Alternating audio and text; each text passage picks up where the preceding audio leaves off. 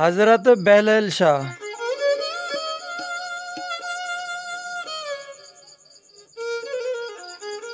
मियाँ नसीर मोहम्मद कलोड़े जे मियांवाल तहरीक जे अहम कारकुननि मां हो। मियाँ नसीर मोहम्मद कलोड़े जी हुकूमत में संदसि जो ॿांह ॿेली हो। बहलैल शाह बुखारी बहर अली शाह जो मुक़बरो छन्ने खां उत्तर तरफ़ टंडो रहीम खां अटकल 15 किलोमीटर जे मुफ़ासिले ते आहे।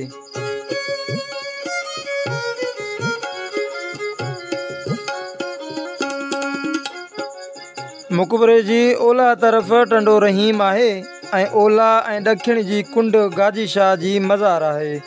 बहलैल शाह जी क़बर जो मथां पिञरो 9 फुट आहे जंहिंखे लोहो पिञरो लॻल आहे। संदसि अंदरि दाख़िल थियण वारो दर 7.5 फुट डिघो आहे। मुक़बरे जे ओलह वारी भित सां लॻ हिकु असहाबी जी क़बर ॿुधाई वई आहे जेका क़बर सोढ़ी ऐं तमामु डिघी क़बर हुई। बहलैल शाह जी सार संभाल चांडिया कबीले जा माण्हू कंदा आहिनि।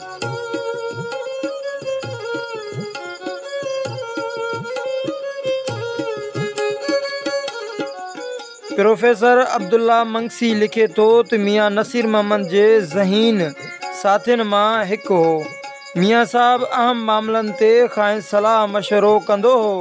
संदसि मुअतक़दनि जो हल्को तमामु वसी हो। हिकु रिवायत मूजिबि संदसि मदद फ़िरोज़ शाह ते वारो इलाइक़े फ़तह कयो।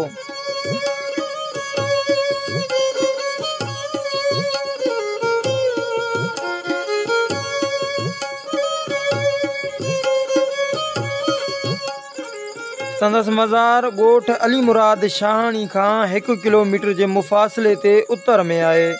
हिन तहरीक आज़ादी जे मुतवाले जो उर्स हर साल जमादुल सानी जे महीने में थींदो आहे।